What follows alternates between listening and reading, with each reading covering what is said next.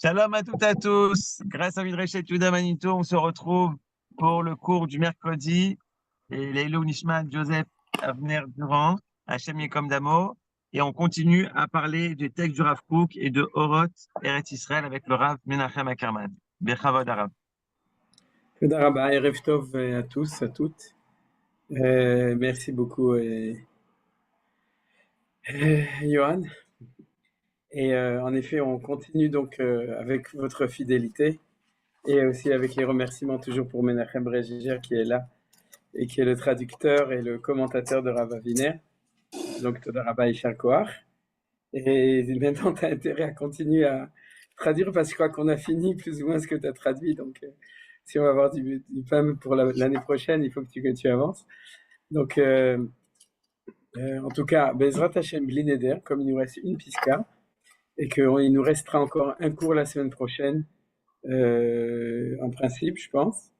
Donc, si Bezrat Hashem, on va essayer de terminer, donc la semaine prochaine, la 8e Piska. Aujourd'hui, on est dans la 7e Piska, l'avant-dernière, qu'on a commencé la semaine dernière. Et comme ça, on pourra faire un sioum, on pourra dire qu'on a étudié cette année, Baruch Hashem, et Orot HaMilchama, et Orot Eretz Israël, ce qui est beaucoup de choses. Parce que quand on étudie des Piska du Rav Kook, il ne faut pas croire qu'on peut les étudier en vitesse. Vous l'avez remarqué, et c'est vrai aussi pour les Israéliens, dans les chivotes et tout, quand on apprend ce genre de texte, on apprend en général suffisamment lentement pour pouvoir vraiment comprendre l'intention du Rav Kook. Alors, je vais tout de suite ouvrir le texte et rajouter quelque chose qui est très important pour moi et pour une partie de vous aussi dans la Gdasha, c'est que ce soir après Tzedek Kochavim, c'est le Yartzai de ma mère, Imi Morati Ida. Donc, on pourrait dire j'ai le srout de pouvoir enseigner la Torah à sa mémoire le jour de son Yartzai. Alors, c'est vrai qu'il est 6 heures, mais Bezrat Hashem, ce soir, c'est bientôt, c'est-à-dire on finira le cours dans Ben Hashmashot derrière, après la Shkia. Donc, en plus de la Gdasha habituelle, excusez-moi, je retourne complètement en arrière.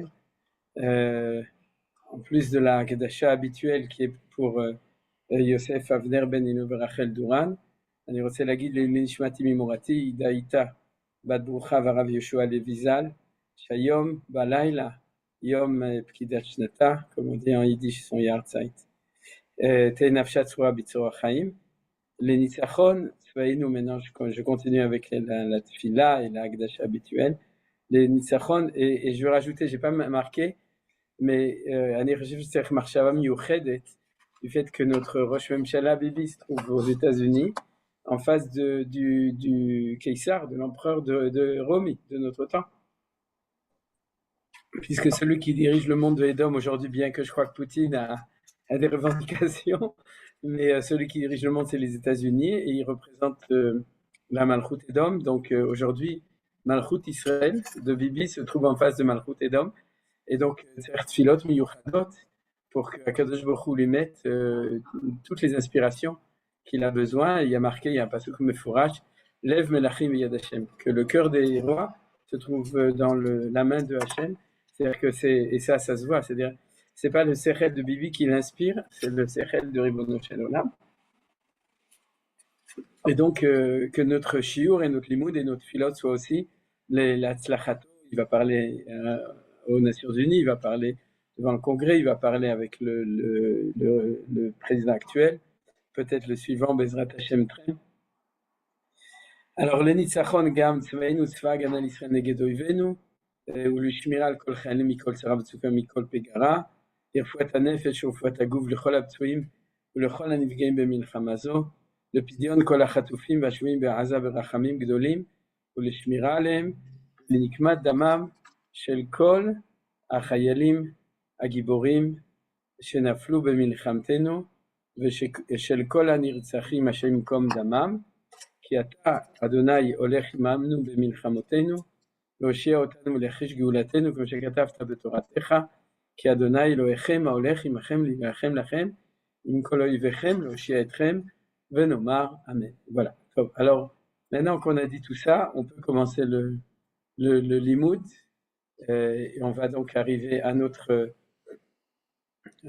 texte, qui est la 7e Piska, qui parle en fait, le titre de Menachem, c'est Menachem Bregeger, c'est les lettres de l'âme. Et la semaine dernière, j'ai rajouté homme et molécule, c'est un jeu de mots sur atome et molécule. Il faut prononcer à l'ashkénaze l'atome. Et j'ai rajouté aujourd'hui aussi l'être et la lettre. Pourquoi? Parce que je suis obligé de faire de revenir un petit peu, si vous voulez, pour pouvoir continuer.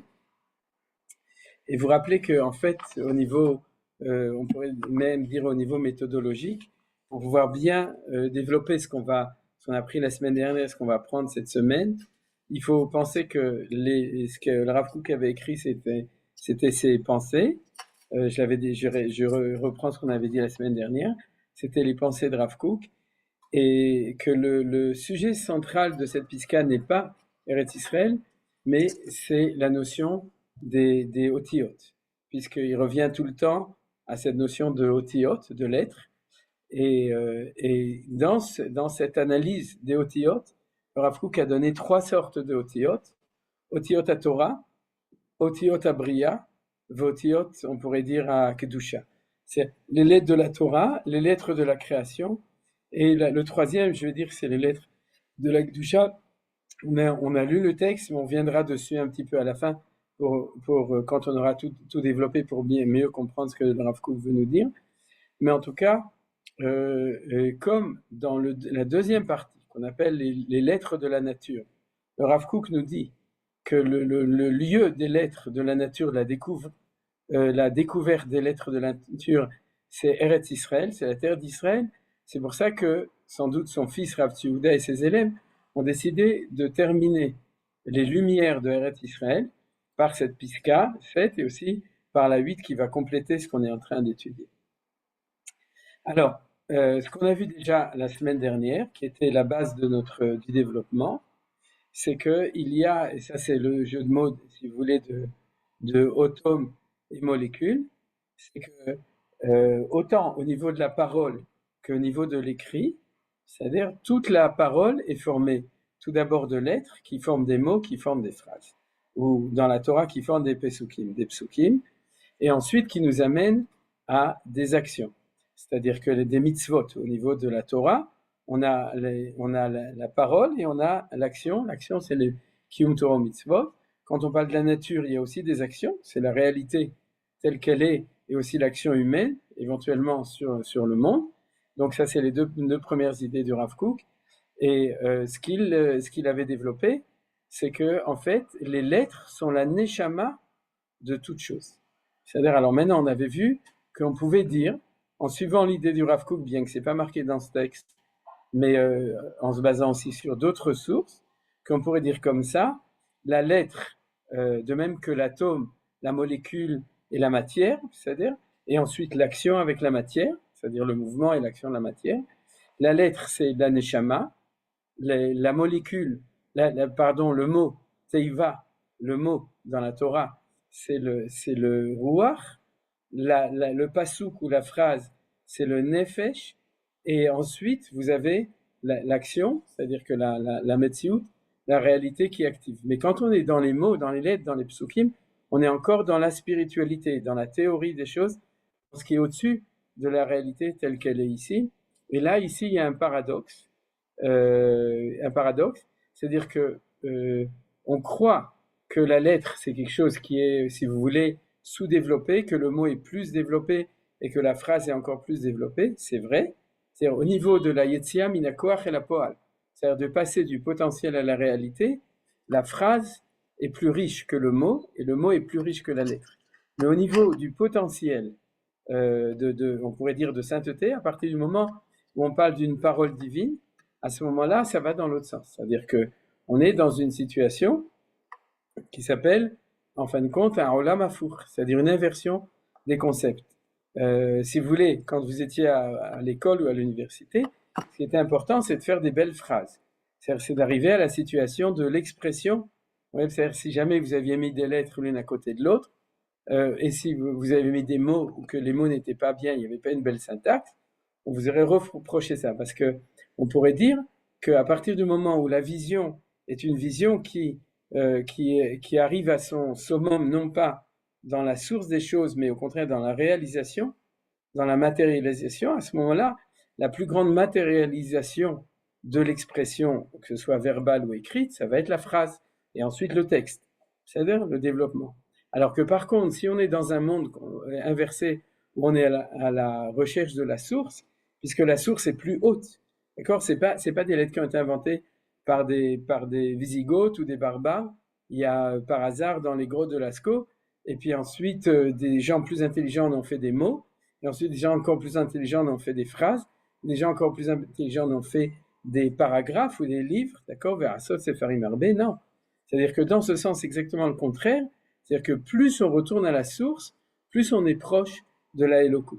C'est-à-dire plus on est proche de la divinité, plus on est proche de la sainteté, donc il y a une grandeur extraordinaire aux lettres, et c'est pour ça que le Rav Kook va nous parler des lettres qui sont l'expression du niveau qu'on appelle le niveau de la Neshama. C'est-à-dire, alors comme ça, si on prend l'exemple, le premier exemple qui est celui de la Torah, avant qu'on arrive à Eretz Israël, puisque vous vous souvenez que le premier paragraphe parle des lettres de la Torah. À ce moment-là, les lettres de la Torah, c'est la Neshama de la Torah. Les mots de la Torah, c'est le Ruach de la Torah. Les psukim de la Torah, qui sont déjà l'expression, ça va être le Nefesh, c'est celui qui est le plus bas, c'est ce qu'on appelle le Pshat, d'accord? Et ensuite, on va avoir les mitzvot de la Torah, qui sont le Kiyum de la Torah. En fait, aujourd'hui, j'ai oublié de vous dire, c'est aussi ce qu'on appelle le remez, le pshat, le drash et le sod. Alors j'ai enlevé le remez parce que je ne sais pas où le mettre, mais ça ne change rien au développement général des choses. S'il y a quelqu'un qui réussit à me l'introduire, il sera que je veux que tu rigoles, donc c'est que tu as une solution. Mais en tout cas, vous comprenez que le pshat, c'est la lecture la plus simple des choses, et le pshat est au niveau du pasuk. C'est-à-dire, le drash, il est au niveau du mot, et ça, il y a une Gemara Mefureshet qui dit ça. Emtsa minim sheba Torah, le milieu des mots de la Torah, c'est Ve'et seira chatat darosh darash Moshe, darosh darash. C'est-à-dire que le midrash, ça c'est le Maharsha qui dit, c'est au niveau du drash, et le sod de la Torah, c'est les otiyot. Et c'est pour ça que les mekubalim, ceux qui cherchent le sod de la Torah, vont le trouver derrière. Comme un scientifique qui va chercher les secrets de la nature, il ne va pas s'arrêter à la matière, il va même plus s'arrêter à la molécule, il va aller au-delà de ça, vers l'atome ou même vers ce qui est en dessous de l'atome.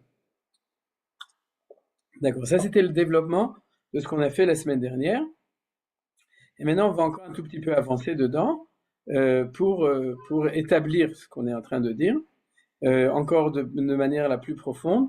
Et pour cela, je vais prendre deux psukim et je vous annonce que Gilui Naot, c'est-à-dire que la source de ce que on va étudier aujourd'hui en première partie, c'est le Tanya, c'est-à-dire le livre du Admor Azaken, le Sefer HaTanya, et pour deux raisons. La semaine dernière, j'ai pas trouvé la traduction en français sur Internet du Tanya. Entre-temps, j'ai trouvé un Chabadnik qui était d'accord de me l'envoyer, mais j'ai pensé qu'on n'avait pas le temps, si on voulait finir le cours cette fois-ci, d'étudier le Tanya dans le texte, mais je vous conseille malgré tout de faire référence à ce que je vous cite.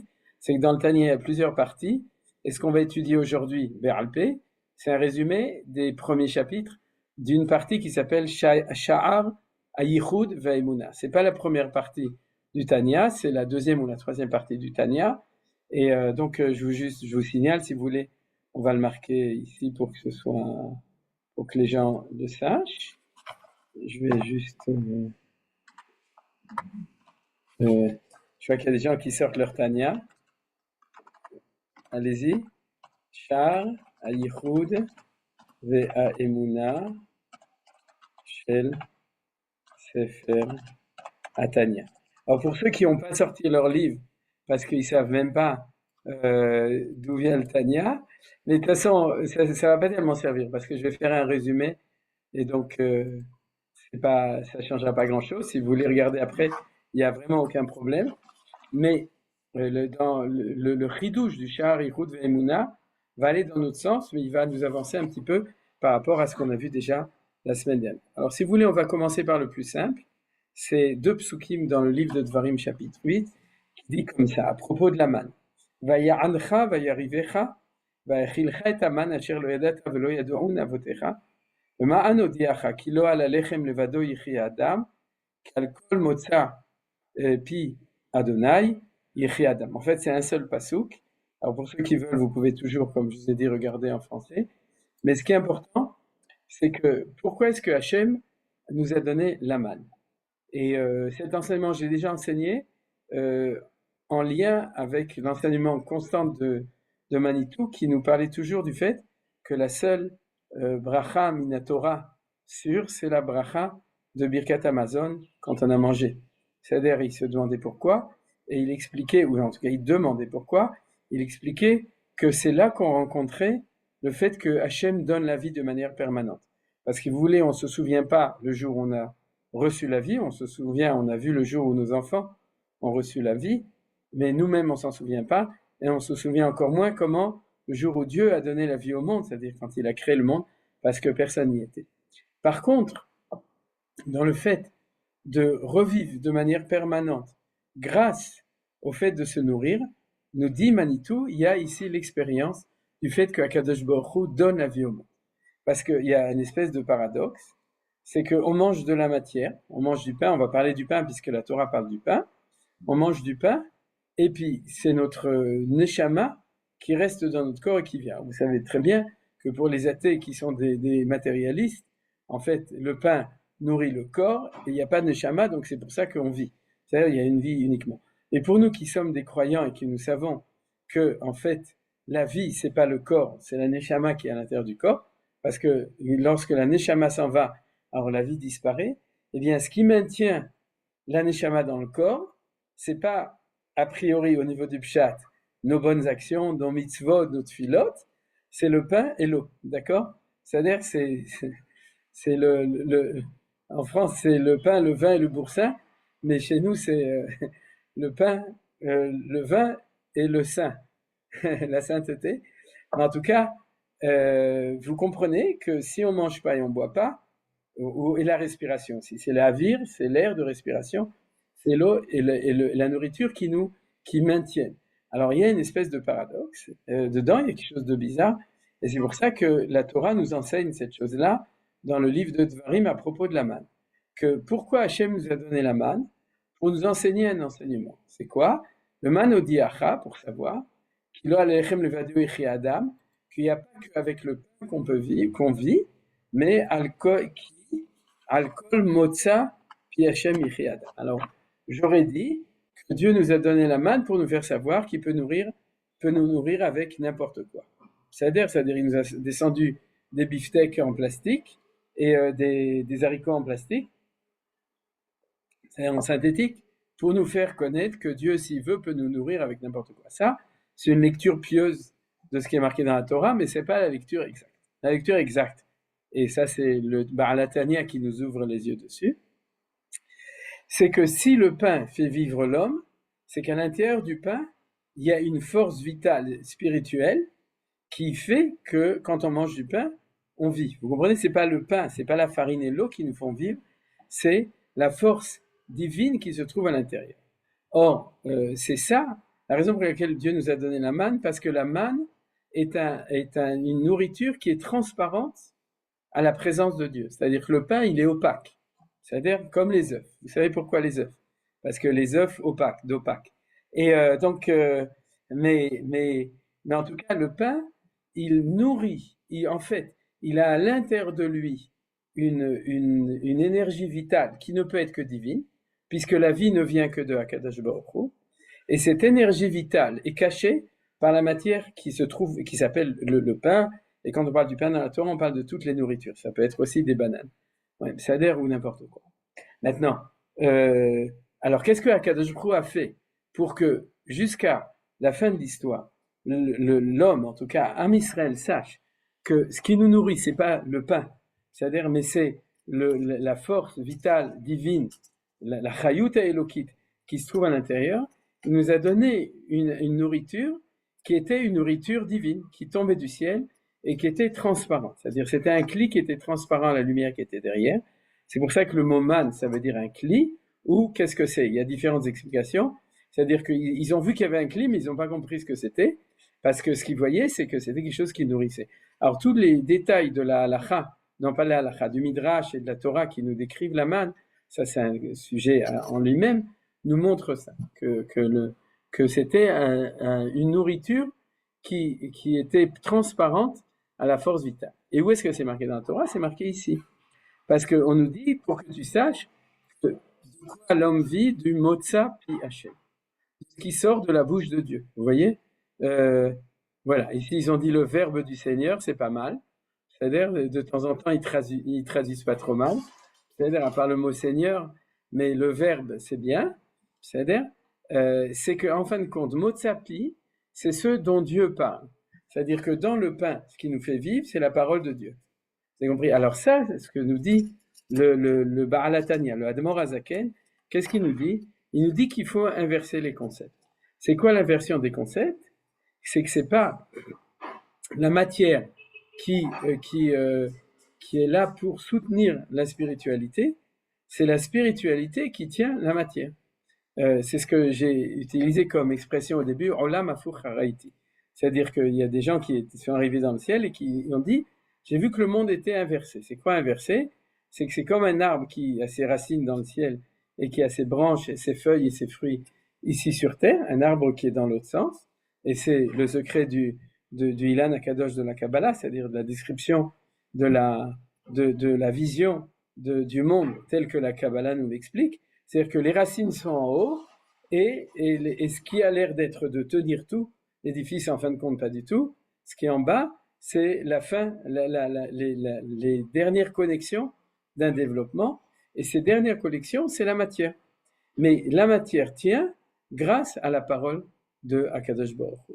C'est-à-dire, alors, ça, c'est le point de base de ce qu'on a étudié dans le Rav Kook. C'est-à-dire que de voir que ce que le Rav Kook nous a dit dedans, c'était, il est en train de nous expliquer cette idée-là, que c'est les lettres qui tiennent les mots, qui tiennent les phrases, et c'est les phrases qui vont tenir la matière. C'est-à-dire, alors, il y a des choses qui sont des psukim de la Torah, et puis il y a les Asara Mahamarot, c'est-à-dire les 10 paroles qui font tenir tout le monde entier.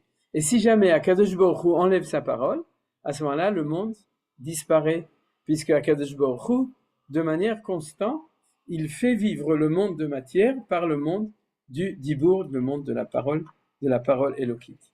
Alors c'est marqué ici, regardez, Bidvar, tout ça c'est les psukim que le Baal HaTanya lui-même cite, sauf que, comme je dis, j'ai pris uniquement les citations dans Teilim.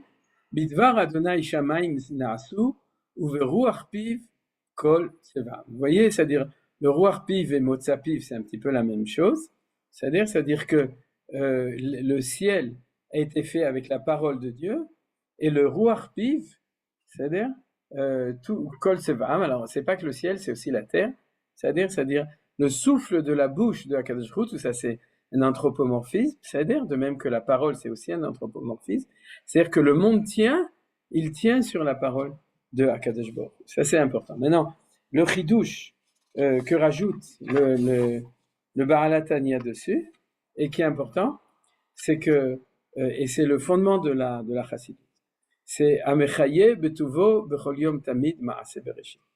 C'est-à-dire que quand on dit ça dans la tfila du matin, que tu fais vivre dans ta volonté, celui qui fait vivre dans sa bonté, chaque jour, de manière perpétuelle, Ma'aseh Bereshit, la création du monde, je le répète en hébreu, Amechaye betuvo bechol yom tamid ma'aseh bereshit, c'est que le Admor HaZaken nous dit, et ça c'est vraiment la tfisa chassidite, j'ai eu l'occasion de l'expliquer à d'autres occasions, en quoi c'était tout le monde il y avait certaines nuances, c'est-à-dire tout le monde n'était pas à 100% d'accord complètement, c'est-à-dire d'accord oui, mais n'insistez pas autant, c'est que la parole de Dieu est aussi permanente que le Maaseh Bereshit, c'est-à-dire que c'est pas que Dieu Baruch She'amar Vayaol, c'est-à-dire il a dit une fois dans la création du monde, par exemple Vayomer Elohim Yehi Or, quand Dieu dit Yeyor, qui est la lumière, Vayor, il y a eu de la lumière, et depuis la lumière continue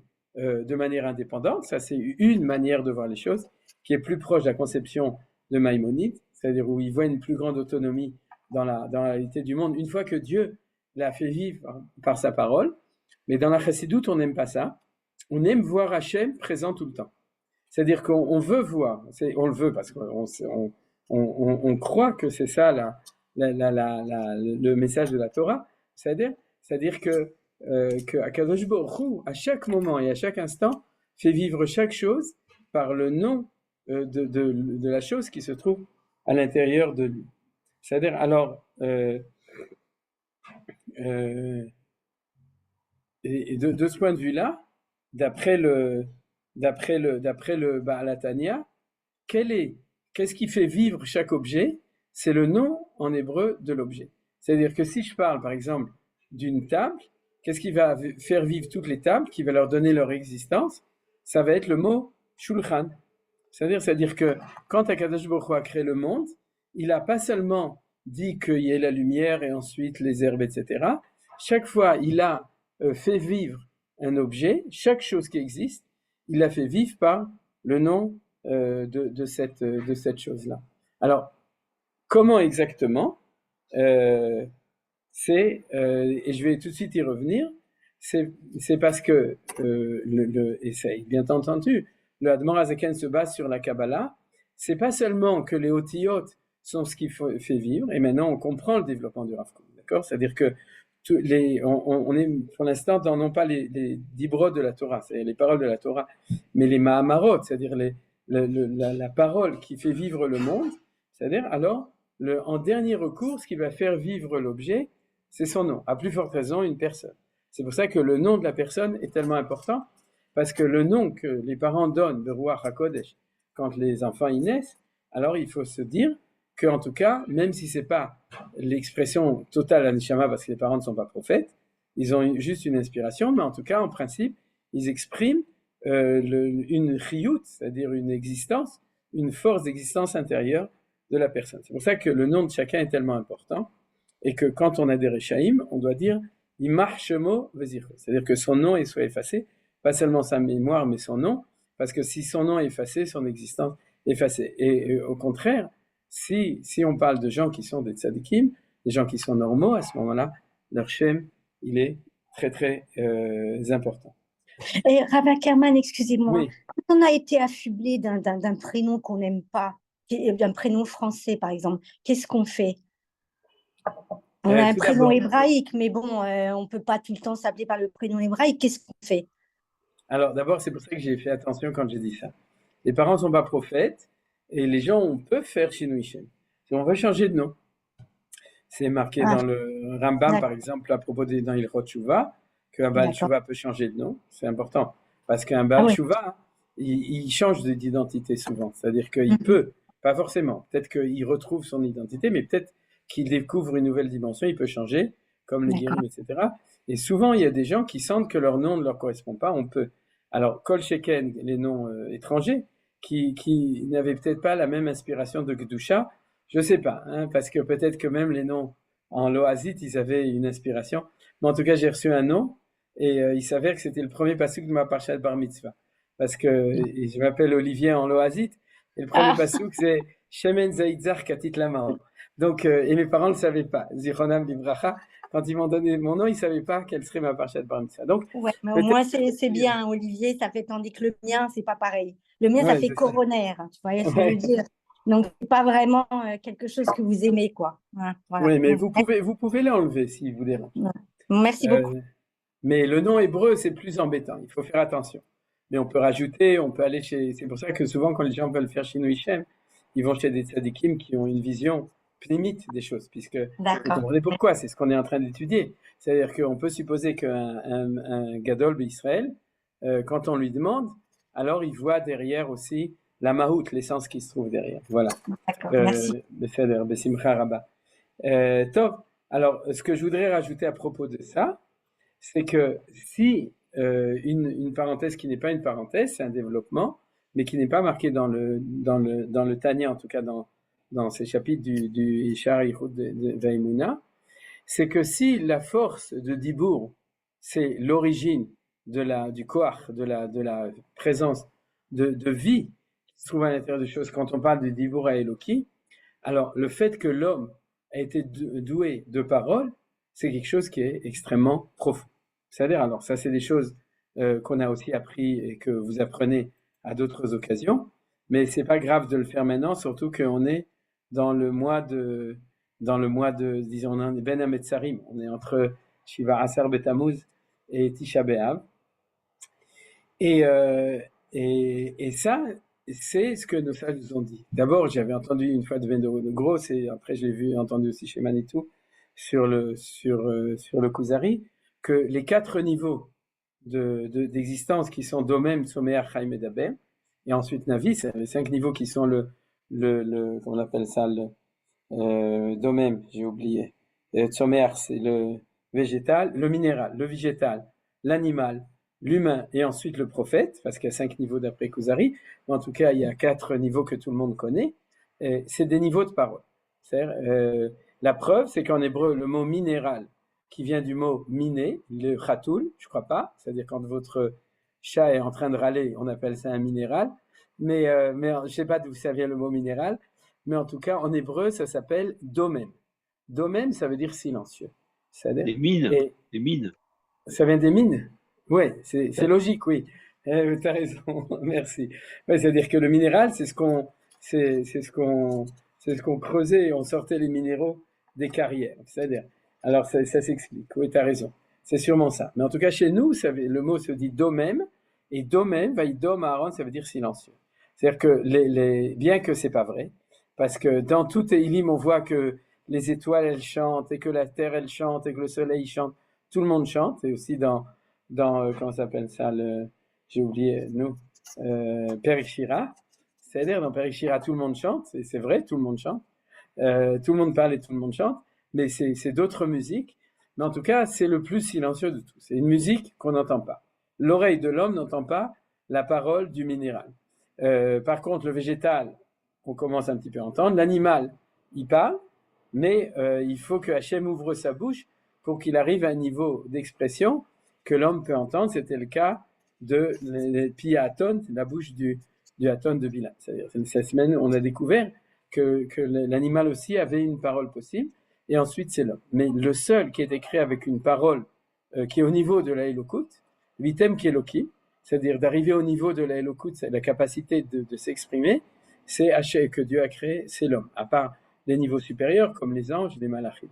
Alors, regardez, c'est marqué ici, Vaïtser, Adonai Elohim, et Adam, Afar mina Adama, Vaïpach, Be'apav Nishmat Chaim, Vaï Adam le Nefesh Chaya. C'est-à-dire que on voit ici que Akadosh Baruch Hu a créé l'homme à Farmina Adama, Vaïpach Be'apav, et de nouveau ici c'est intéressant parce qu'il a insufflé dans son nez, c'est dans l'endroit de la respiration, et on a vu que la parole de Dieu c'est aussi Beruach Piv, c'est-à-dire que ce soit par la bouche ou par le nez, mais en tout cas il y a le souffle, c'est-à-dire Nishmat Chaim, et Nishmat Chaim, et l'homme devient un Nefesh Chaya.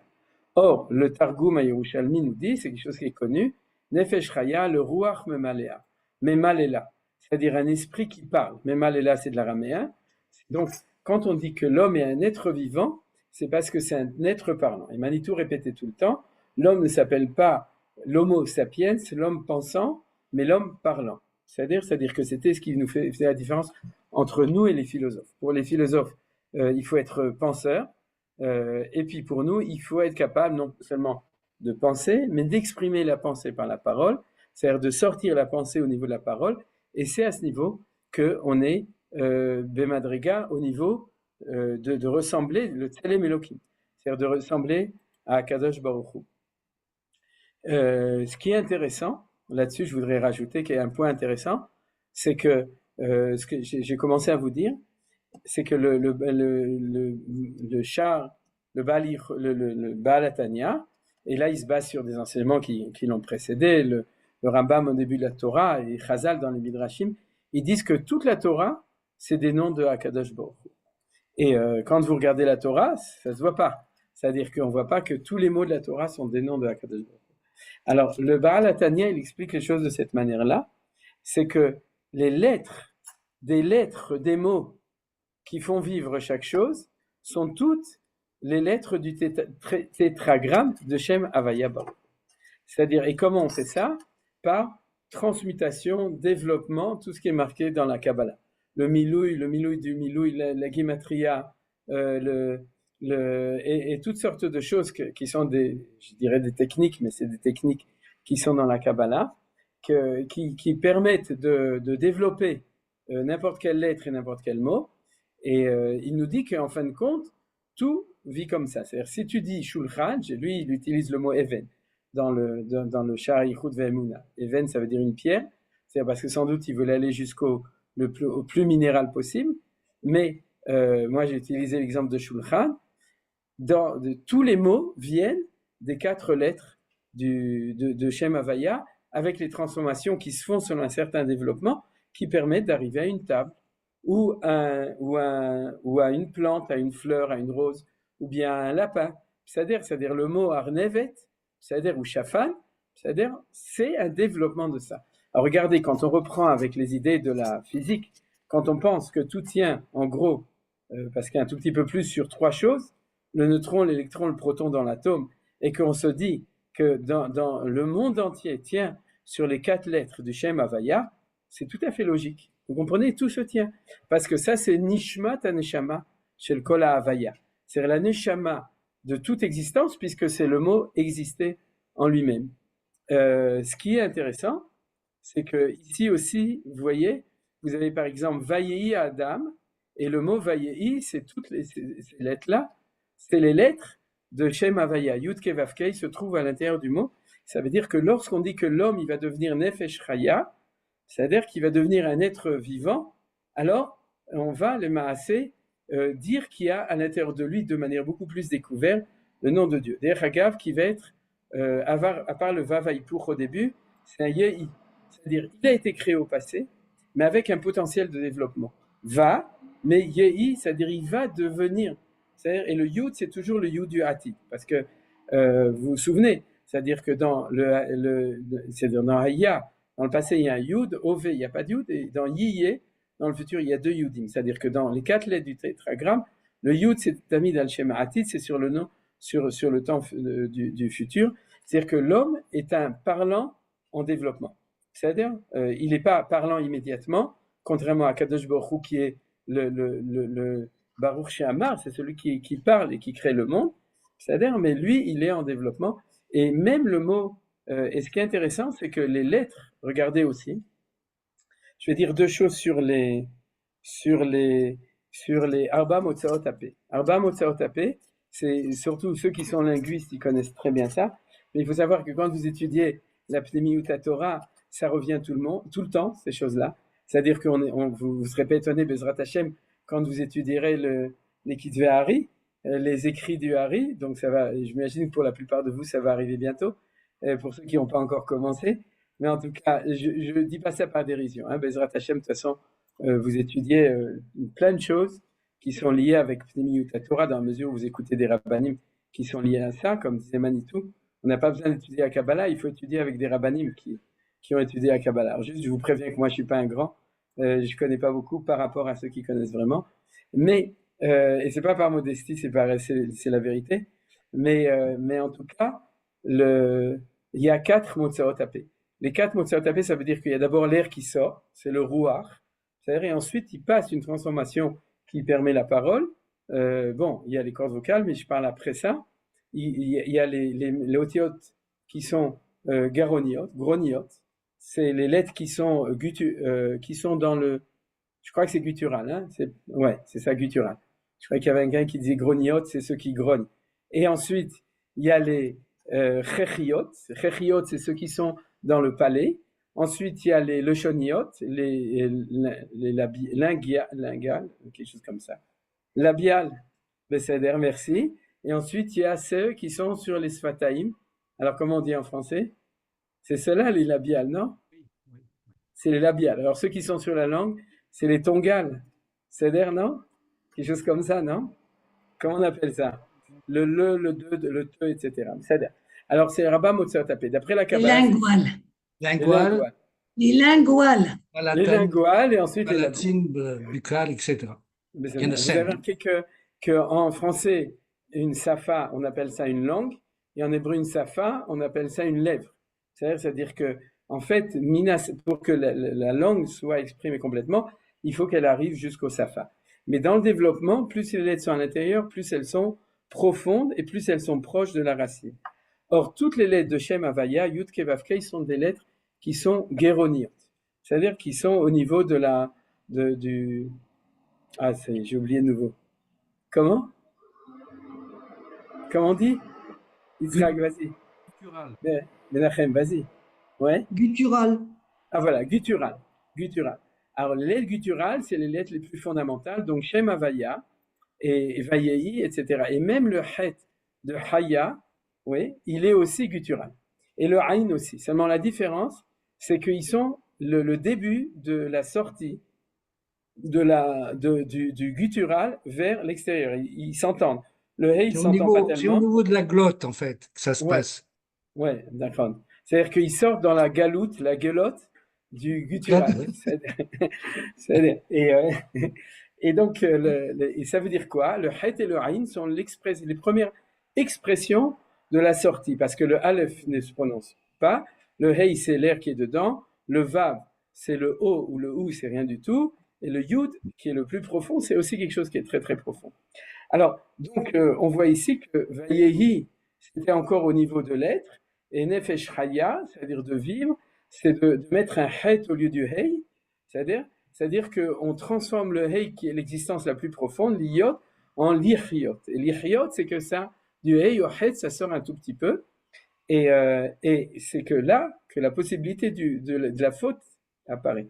C'est-à-dire, dès que tu deviens Chai, au lieu d'être Hové, étant existant, mais que tu es existant dans le sens de l'Oliot et la Lichiot, c'est-à-dire que to be or not to be, c'est Lichiot ou l'Olichiot, c'est l'Oliot ou l'Oliot, c'est-à-dire, à ce moment-là, apparaît la notion du Het aussi. C'est-à-dire que c'est quelque chose qui est extérieur. Mais en tout cas, c'est ça. C'est-à-dire, tous les autres mots, ça va être une Yetzia de plus en plus vers l'extérieur, jusqu'à la Safa, c'est-à-dire jusqu'à la lèvre, des Otiot apnémiot, qui sont les lettres de l'être par lui-même, qui est la Elokut, Be'atzmo ou Virvodo.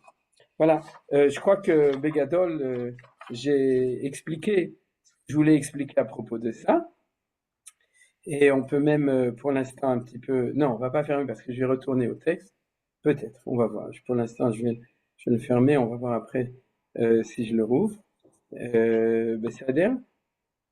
Alors, aujourd'hui, ce qu'on a fait jusqu'à maintenant, c'est que on a continué à développer la corrélation profonde entre la notion de otiot, c'est-à-dire et de milim, c'est-à-dire les mots et les lettres, et l'existence extérieure telle qu'on la connaît. C'est-à-dire que la semaine dernière, on avait exprimé le fait que le langage était plus profond que l'existant matériel, c'est-à-dire on avait vu que c'était la racine, et aujourd'hui, grâce au Baal Atania, on a vu une corrélation profonde entre les deux choses. C'est-à-dire que c'est les lettres et c'est les mots qui font vivre, qui sont merhaye, comme on l'a vu de manière précise à propos du pain, d'accord, du pain et de la manne. Kilo alechem levado yichi adam, ki al kol motza pi Hashem yichi adam. Alors, maintenant, ce qu'on va développer, on va plus se concentrer sur la deuxième partie. Alors, je vais quand même le rouvrir, du coup, je pense que c'est le mieux que je peux faire. Et on va reprendre le texte du Rav Kook à propos de Eretz Israël. Parce que ça, c'est l'essentiel. Si on a le temps, on parlera aussi du troisième sujet. En terre d'Israël. Voilà. Donc, vous avez ici... Est-ce que le Rav Kook s'est inspiré du Balatania? C'est tout à fait possible. De toute façon, je vais vous dire, ils ont les sources communes, parce que les sources communes, c'est la Pnimiut Torah, c'est la Kabbalah. Mais si vous me demandez est-ce que le Rav Kook s'inspirait, bien entendu, parce que sur le bureau du Rav Kook, il y avait deux rabbanim, il y avait le Admor Hazaken, et il y avait le Gaon de Vilna. Il les a mis l'un à côté de l'autre pour faire la paix entre les deux. D'accord. Et aussi parce que du côté de sa mère, il descendait du Admor Hazaken, Et du côté de son père, il était lituanien, il avait étudié à Vologine chez le Nativ Rav Naftali Tzviuda Berlin, c'est dans la yeshiva qui est fondée par Raphaël de Vologine, l'élève du Gaon de Vilna. Donc le Rav Kook se considérait comme autant élève des mitnagdim, des lituaniens, que des chassidim, et dans les chassidim plus spécialement de la chassidut de Chabad. Donc bien entendu que Rav Kook vivait avec le Tanya. C'est pas qu'il a étudié le Tanya, c'est qu'il vivait avec l'enseignement du Tanya. D'accord. Alors regardez, on reprend cette chose-là. En terre d'Israël, les lettres de notre âme grandissent. Alors, vous voyez, les lettres de notre âme, c'est ce qu'on a vu. C'est-à-dire que si même la matière a des lettres, c'est-à-dire qui le font vivre, alors, à plus forte raison, notre âme à nous, c'est-à-dire un juif qui vit en Eretz Israël, alors, les lettres qui nous font vivre, qui sont l'expression de notre Shama, elles grandissent plus.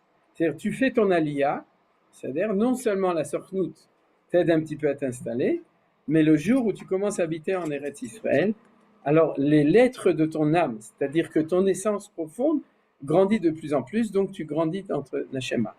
Là, elles révèlent leur brillance, elles tirent une vitalité propre du rayonnement de vie de l'Assemblée d'Israël. C'est-à-dire que comme l'Assemblée d'Israël, Pshat, c'est l'État d'Israël, c'est ici, Sod, c'est la Neshama Klalit, Knesset Israël. Et ici, quand il parle de Knesset Israël, c'est le nom de la Neshama générale du peuple juif, parce qu'il y a une Neshama pratique particulière à chacun, et une Neshama globale qui s'appelle Knesset Israël. Donc il y a la Knesset en bas et il y a la Knesset Israël en haut, il y a les deux.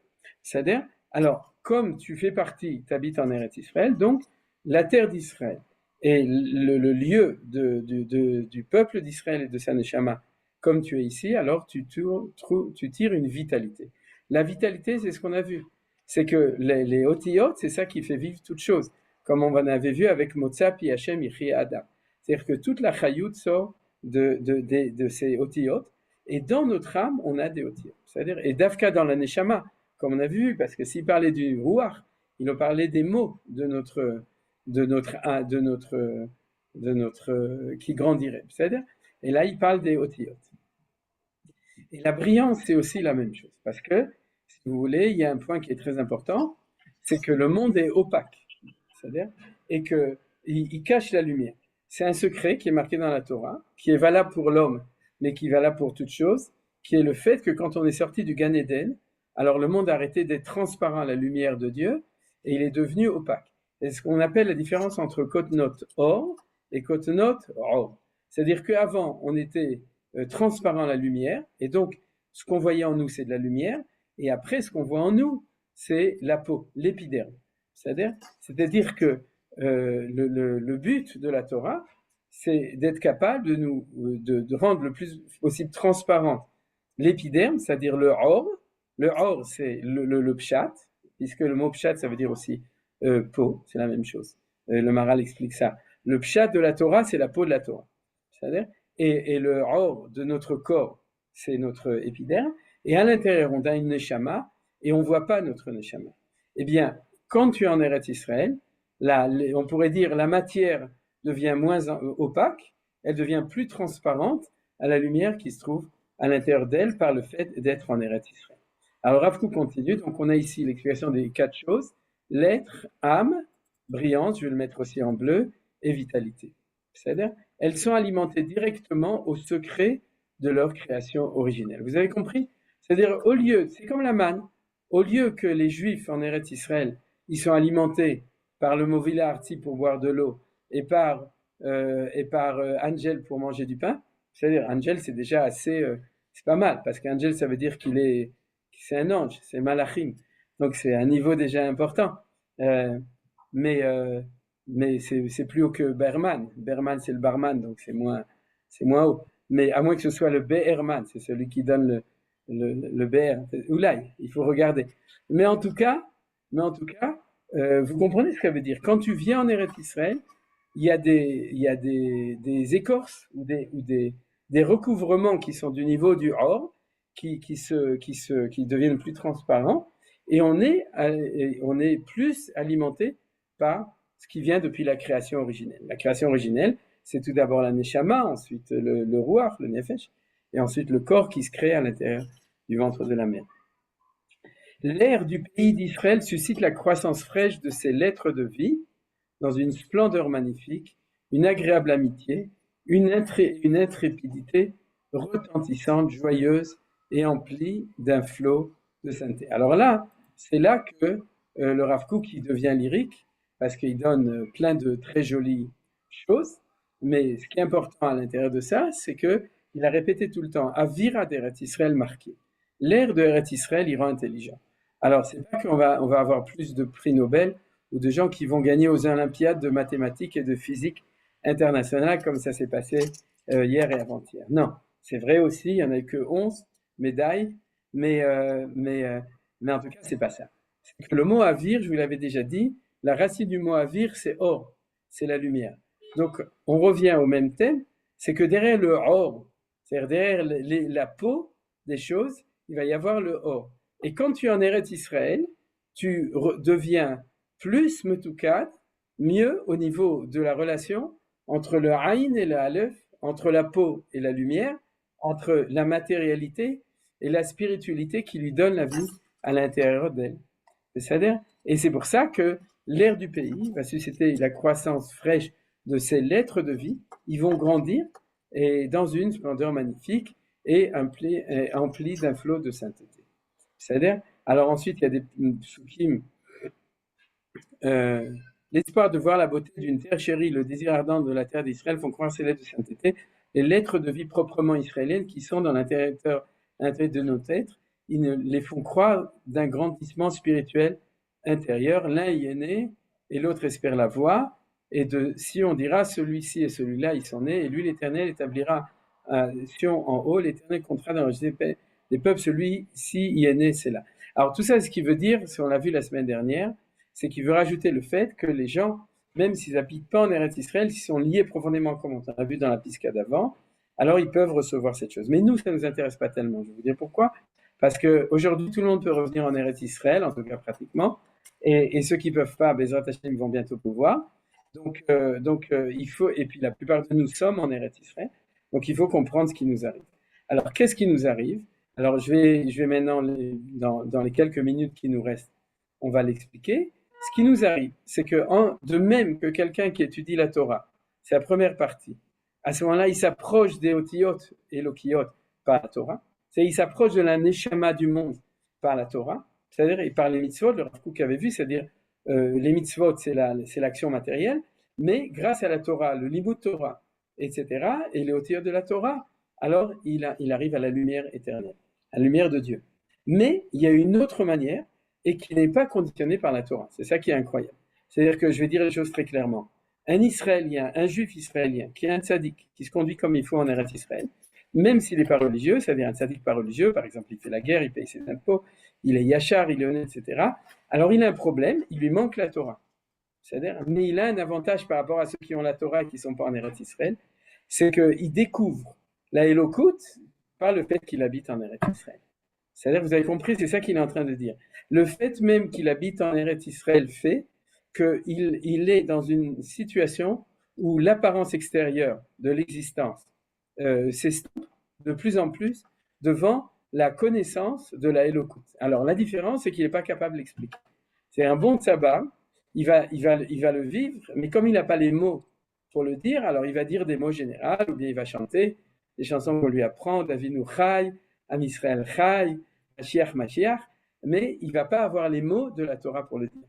Mais si tu le regardes, tu vas voir que de plus en plus le temps passe en Eretz Israël, et plus Akadosh Baruch Hu fait que la Neshama, le corps devient transparent à la Neshama. Vous savez comment on appelle ça? Chutzpah. C'est quoi la Chutzpah Isge? C'est que le P, qui est l'expression de l'intérieur, sort vers l'extérieur. On parle comme des Juifs, on parle comme des Israéliens, on parle comme des Hébreux, on finit par parler le langage habillé par d'autres langages, mais du Raton Eloki, de la Elokut, de notre Neshama. C'est-à-dire que même s'ils ne savent pas le dire, ils le vivent et ils finissent par le dire de leurs mots. Et c'est ça qu'il faut dire. Il faut dire à tout le monde, il faut le crier. Il faut la Torah et il faut Eretz Israël. Et il faut Am Israël et il faut tout. C'est-à-dire il faut tout ça. Mais il faut savoir que la segoula de vivre en Eretz Israël, c'est la Segula de découvrir Dieu dans la nature. C'est dans la normalité, dans la tiviout, dans la manière de vivre, c'est-à-dire c'est le fait de vivre. Quand on vit en Chutz La'aretz, on vit dans le Aïn, pas le Aïn, le néant, dans le Aïn, c'est-à-dire dans le Kot Not Or, c'est-à-dire que tout ce qui est divin là-bas est opaque et caché dans des tonnes de peau, d'écorce, de choses, ce qu'on appelle le pain, le lechem, c'est-à-dire ou les Kot Not Or, tout ça. Et on l'a vu. En Chutz La'aretz, ce qui est important, c'est l'apparence. C'est-à-dire parce que c'est ça qui donne. C'est les belles maisons, les belles choses, etc. Et quand on revient en Eretz Israël, on est dans le seul pays du monde où on va pouvoir découvrir la neshama du monde, la neshama de la création. Pas la neshama du Matan Torah, la neshama du monde tel qu'il était créé par Dieu. C'est-à-dire Dieu a créé un monde, et c'est ce qu'il y avait dans le Gan Eden. Quand on était dans le Gan Eden, on était, d'ailleurs le Gan Eden, il était en Eretz Israël, il est en Eretz Israël, il va revenir en Eretz Israël. Les frontières géographiques du Gan Eden, regardez les 4 fleuves, c'est entre le Tigre et l'Euphrate. Donc c'est Eretz Israël, le grand Israël, c'est ça le Gan Eden. Et dans le Gan Eden, on était Bekot Notor. C'est-à-dire qu'il y a une segoula spéciale, quand on revient en Israël, de ça. Alors c'est relié avec ce qui a marqué que Kol Adar Beret Israël, Arezekilu Yeshlo Eloka, que tout celui qui habite en Eretz Israël, c'est comme s'il avait un Dieu, et tout celui qui habite en dehors d'Eretz Israël, c'est comme s'ils étaient un idolâtre dans la pureté ou comme s'il n'avait pas de Dieu. Pourquoi? Parce que même si tu n'es pas religieux, quand tu es en Eretz Israël, tu es lié avec Dieu, pas par la Torah, mais par la création. C'est-à-dire que c'est l'endroit où la création révèle, le Kadour Haaretz, c'est-à-dire la nature révèle sa chayout, c'est-à-dire sa force de vie intérieure, qu'on appelle les otiyot. Alors quand tu viens en Eretz Israël, petit à petit, le peuple juif, Akadosh Baruch Hu fait que ça devient de plus en plus transparent, de plus en plus transparent. Et ça, c'est aussi le secret de ce qu'on a vu déjà 2 fois dans les textes d'avant, qu'il n'y a de prophétie qu'en Eretz Israël. C'est quoi la prophétie? C'est le summum de la parole humaine et de la parole divine qui nous parle. C'est le dialogue entre Dieu et l'homme, dans la parole. Or, où la prophétie peut être que dans l'endroit où se révèlent les otiyot à Torah, les lettres de la Torah. Là, dans les endroits où au lieu de voir des otiyot, on va voir des klipotes, on va voir de la peau, on va voir du haïn, ce que l'œil voit et non pas ce qu'on voit à l'intérieur, alors c'est impossible. Ma femme a fait un très beau chidouche. Elle a dit que le mot hiver, en hébreu, c'est pas le cirque d'hiver, hein. Hiver c'est l'aveugle, c'est le même mot que or. C'est-à-dire hiver et or, c'est la même racine. Pourquoi? Parce que celui qui voit le or est aveugle, parce qu'il ne voit pas le or, il ne voit pas la lumière. C'est-à-dire que les gens croient qu'ils voient tout parce qu'ils voient l'apparence extérieure, mais ils ne voient que l'apparence extérieure.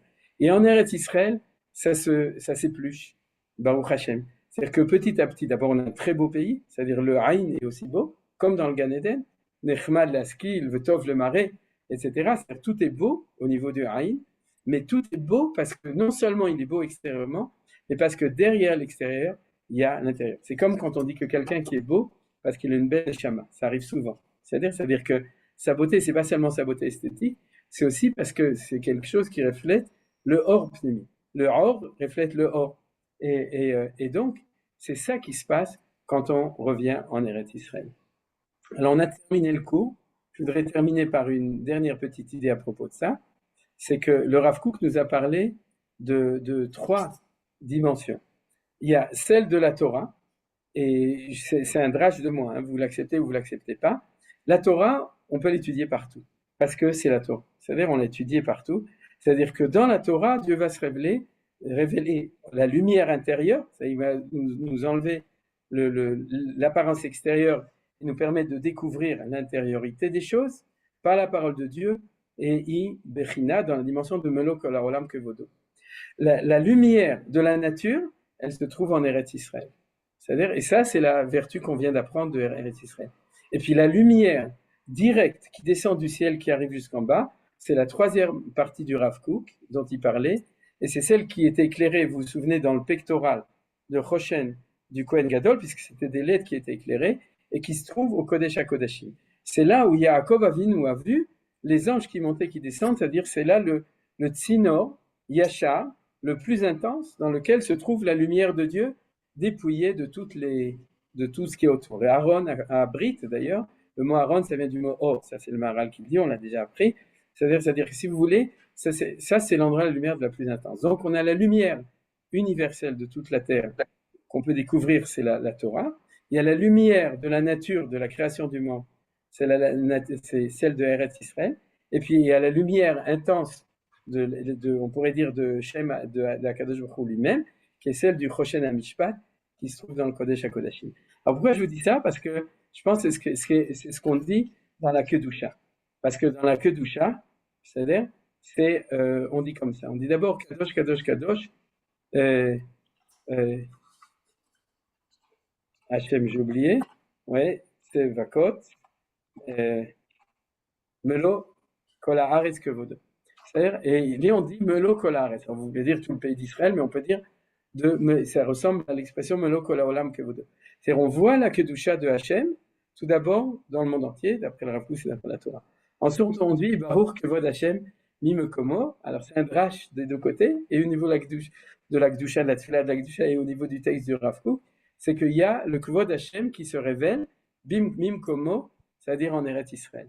Ensuite, il y a celle qui se révèle à l'intérieur du Kodesh HaKodashim, c'est-à-dire qu'on passe à des révélations de Kedusha de plus en plus concentrées, et c'est Imloch Hashem Leolam, et Lokaïr Tzion, le Dorvador Aneluka. C'est-à-dire que c'est celle de Tzion, c'est celle dont le Rav Kook utilise ce mot de Tzion justement dans le troisième passage, c'est celle qui est la plus infuse. Alors, Baruch Hashem, Kadosh Baruch Hu Zikra Otanu, de sortir de la galoute et de pouvoir lier la Torah avec Eretz Israël, et ensuite Tzipia, dans l'espoir de la reconstruction bientôt du Beth Amikdash Bimera B'Yameinu, de le relier avec cette lumière la plus intense, qui est celle de la lumière qui descend directement dans le Beth Amikdash de Or HaShrina. Donc, si vous avez des questions, Bevakasha ou des remarques, et sinon à la semaine prochaine. Comment se fait-il Ouais. que le rabbi Lubavitch, il avait un don de prophétie, puisqu'il disait aux différents premiers ministres ce qu'ils devaient faire, ce qu'ils ne devaient pas faire en Eretz Israël, mais lui-même, il n'a pas vraiment dit à ses chassidim de s'installer là-bas. Donc, je ne comprends pas bien par rapport à ce que vous dites. Moi non plus, je ne comprends pas. Ah, Donc, non, je vais vous dire. D'abord, il n'était pas prophète.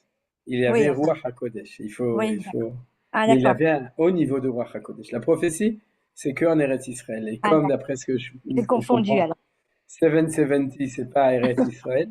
Donc il n'avait pas. Mais il avait sans aucun doute, Uh-huh. et parce que c'est les gens qui l'ont connu ou qui ont lu énormément de choses à son propos, savent, il n'y a pas que lui, le Baba Saleh, Rabbi Rav Kadouri, et Oui, le José Miloublin, le Baal Shem Tov et le Rachaim Kadosh qui avait sa Askara cette semaine, c'est-à-dire il y a quelques jours, tous avaient du Ruach HaKodesh. C'est-à-dire le Ruach HaKodesh, c'est une madriga qui existe après la destruction du temple, et que bien entendu le rabbi de Chabad était un des plus grands tzadikim de notre génération, en tout cas, si je dis notre, on va me soupçonner, de la génération précédente, c'est-à-dire, ouais. et en tout cas, ça sans aucun doute. Alors, pourquoi il n'a pas dit à ses chassidim? Il y a des réponses à cette question, mais je ne veux pas rentrer parce que je ne suis pas d'accord et nos maîtres ne sont pas d'accord avec sa prise de position par rapport au sionisme. C'est-à-dire qu'il avait une prise de position. Ceci dit, il ne faut pas oublier qu'il s'opposait, en fait je vais dire deux mots, il s'opposait au sionisme politique, mais il le soutenait de manière extraordinaire, tous les dirigeants, il a donné des conseils extraordinaires, et Baruch Hashem, il y en a beaucoup qui l'ont suivi. J'ai par exemple lu la biographie d'un des plus grands chefs du Mossad et des Modines en Israël, qui s'appelle Meir Amit, Zichrono Livracha, et celui qui l'a ramené au judaïsme, c'était le rabbi de Chabad, à une époque où il étudiait là-bas, il étudiait aux États-Unis. Donc il a une hashpa'a, une influence sur tous les dirigeants en Eretz Israël énorme, et de ce point de vue-là, il avait une clairvoyance, une vision politique, et en plus de ça, il avait une askama, un accord, qu'il fallait absolument conquérir toute la terre d'Israël, s'installer dans Israël. Il y a le Rav Ginsburg qui continue son derech de ce point de vue-là en Israël de manière très forte. C'est lui qui est le père de toutes les Gvaot. Je ne parle pas seulement du Noir Gvaot, mais toutes les Gvaot dans Yuda et Shomron, celui qui est l'instigateur historique. C'était le Rav Ginsburg qui était inspiré, mais pas que lui, il ne faut pas enlever le mérite de tous les autres rabbanim et gens qui ont agi. Mais en tout cas, c'est un des grands. Et de ce point de vue-là, le rabbi de Chabad était très sioniste. Maintenant, au niveau politique, il avait une position que beaucoup de gens connaissent ici, et je veux rien dire dessus. Zéo, encore une question? Oui, j'ai des amis qui habitaient aux États-Unis et le rabbi les a envoyés en Israël et une famille très connue, les Brod-Chandel. Oui, c'est des Oui. shluchim, c'est des shluchim. Ben oui, ça c'est différent. Mais je veux dire, de manière générale, derrière Klal, il y en a beaucoup qui habitent New York et qui pensaient pas, peut-être jusqu'à ces derniers temps, quitter New York. Hein.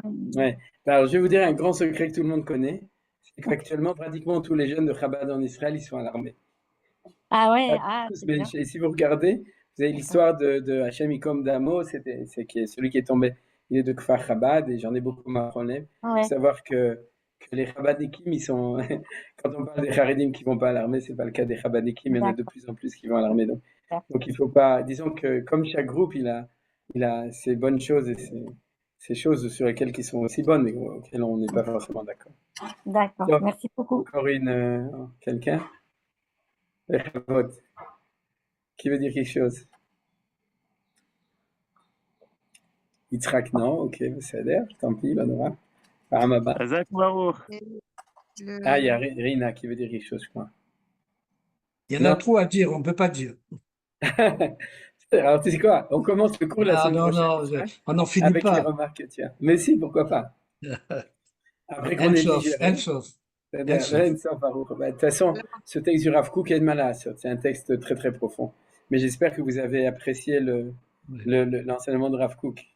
C'est-à-dire, Daniel Moreau veut dire quelque chose parce qu'elle a ouvert son micro, non? Là, je suis un peu curieuse de ce que vous avez dit à propos de l'endroit où Jacob a vu la lumière de l'échelle. Et ça peut être concret. Ça serait aux abords du Jourdain, non? Non, c'est dans le Kodeshim, puisqu'il a dit Enzekim Bet Elokim Vezeshar Hashamayim. C'est-à-dire qu'il a vu à ce qu'on appelle Bethel, mais Bethel, c'est la maison de Dieu. C'est sur le Hara Moria, c'est exactement là où se trouve la mosquée d'Omar. Baruch She Omar Ve'aya Olam. Alors c'est pour ça que ça s'appelle une échelle, parce que c'est Esh, c'est le feu de Dieu. C'est-à-dire, mais en tout cas, à part les jeux de mots, c'est l'endroit précis, c'est le Makom Kodesh HaKodashim, c'est l'endroit qui est Saint des Saints, c'est là qu'il a vu que se trouve le cordon ombilical. Rencontrer Esav le lendemain. Non, c'est aucun rapport. Non, c'est avant de sortir à Haran, au début de la parasha de Vayetse, il dort, il voit l'échelle, il dort à l'endroit du Beth Amikdash. Ne rentrez pas dans les détails, le fait que c'est Bethel, Bethelokim. C'est la sortie d'Israël. Voilà, c'est au moment où il sort, mais avant de sortir, Hachem lui montre qu'il faut qu'il revienne. Et parce qu'il a des bonnes raisons de revenir. C'est le début du retour. Voilà. C'est le début du retour. Voilà, exactement. Et puis qu'il ne faut pas croire que c'est le kotel qui est important. Le kotel, c'est que la porte à kotel. C'est-à-dire, après ça, il faut rentrer à l'intérieur, monter et prier pour qu'on arrive jusqu'au Kodesh HaKodashim, jusqu'au Binyan Bet Amikdash Bimera, Ezrat Hashem cette année. Je vous rappelle toujours que c'est là-dessus que nos ennemis ont fait la guerre. C'est-à-dire, ils ont ouvert la guerre sur El-Aqsa. Donc bon, on va pas pinailler sur le fait que El-Aqsa Omar, pour eux, c'est pas une mosquée Omar, c'est pour ça qu'ils ont appelé ça El-Aqsa. Mais en tout cas, il faut savoir que c'est ça notre tzipia, c'est que même Itocha Milchama Azot, par cette guerre, Akadosh Baruch Hu accélère aussi le bérour, c'est-à-dire la clarification du fait que non seulement notre terre nous appartient au niveau national, mais aussi que le Beth Amikdash nous appartient et qu'il faut qu'on le reconstruise. Voilà. Alors, est-ce que vous avez encore une question? Non, je vois que plus personne n'a de questions. Alors, Shabbat Shalom. Et puis, on se retrouve Bezrat Hashem la semaine prochaine. Comme ça, on fera un sioum. Vous pouvez chacun amener un petit gâteau et des fruits pour le sioum la semaine prochaine. Vous pouvez le manger. Donc, comme ça, on fera un sioum tous ensemble. Et Besorot Tovot l'Am Israël. Bye. Shalom, les Torot. Au revoir. Shalom, Uvracha.